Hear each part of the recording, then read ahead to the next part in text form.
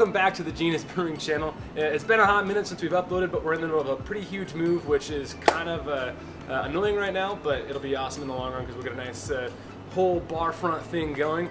But in the meantime, we've transplanted ourselves to English Setter Brewing Company. As we promised a while ago, we were actually testing out the Oktober Can Seamers, and I wanted to get their opinions, first of all, on how easy they are to use, because you are relatively new to the Oktober canners. Yeah, never used them. Never. And then on top of that, like how you personally are going to react to them in terms of selling them, and how you think your customers are going to react to those too. First of all, let's talk a little bit about you guys' brewery and give you a chance to be like, hey, this is kind of what we do here. This is our brewery. we tend to do a lot of English Irish style ales. We also have a kitchen, so we offer food to anybody who comes in. We also are really big into stuff like tabletop games. We have Mario Kart and stuff like that on our Switch.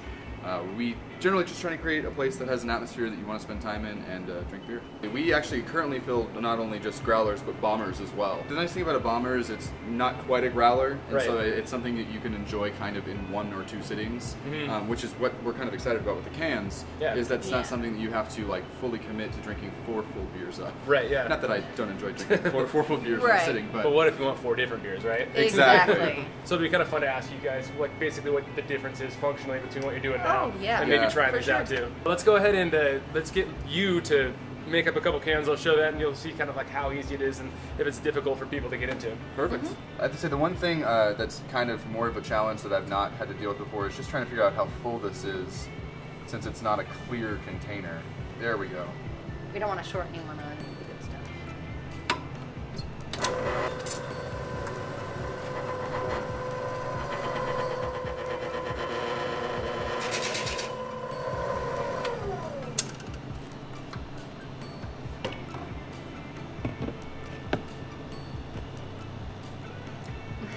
Seems to work just fine.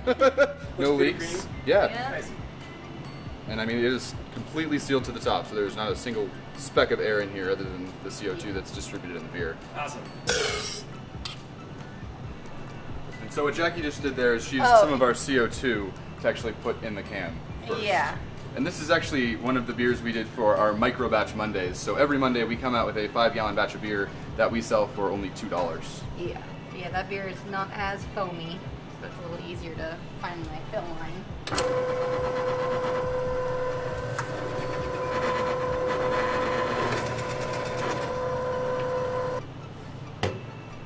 Nice. So that's pretty much it for filling one. So we're going to actually hold on to those for a little bit and use one of them or both of them for a tasting down the road to see how the storability was. We also want to see if it's possible to can condition in those. And these will be for a future release video because obviously it's going to take a little bit of time to like let them wait and see how aging would work. We've got a wet that we're going to put into a bottle conditionedness thing. It's actually the same Goza that we just not have carved up. So cool. Yeah. Well, let's make up some sugar solution real quick and then we'll go ahead and bottle condition in a can. And break. Great. So these have got our priming sugar solution in here already. Yes.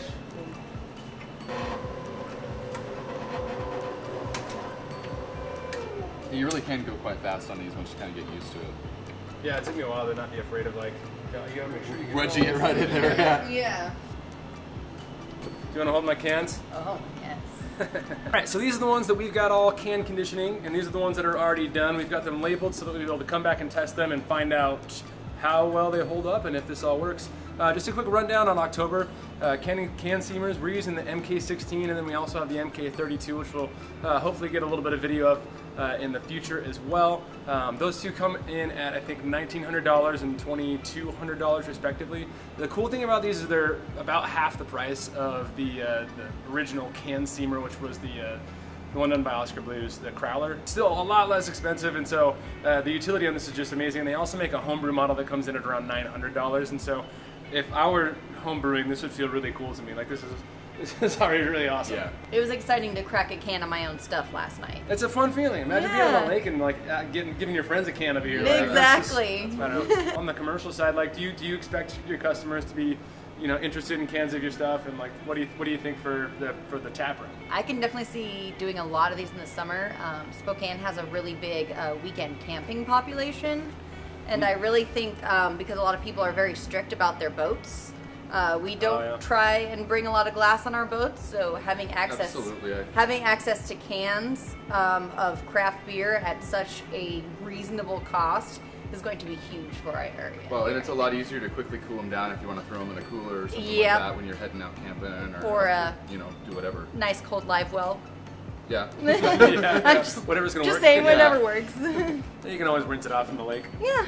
So we're lending these to English Setter for a little bit to actually test them out in the tap room, and so they're going to be able to offer them to customers and kind of get a gauge on how economic it'll be and like if there's actually a good chance at an ROI. So we'll check back on that. That'll be part of the tasting video that we do at the end. I'm super excited. Those work really well. You guys agree? Absolutely. Yeah. Yeah. Make sure to check out English Setter, especially if you're in the Spokane area, especially on $2 Mondays for micro batch Mondays. That's super exciting. It's always fun when breweries are trying to push the boundaries and come up with new stuff. Absolutely. Yeah. Cheers and see you next time and subscribe and stuff. Was that the best closeout ever? Cheers. Yeah, that was pretty good. On camera. Yeah.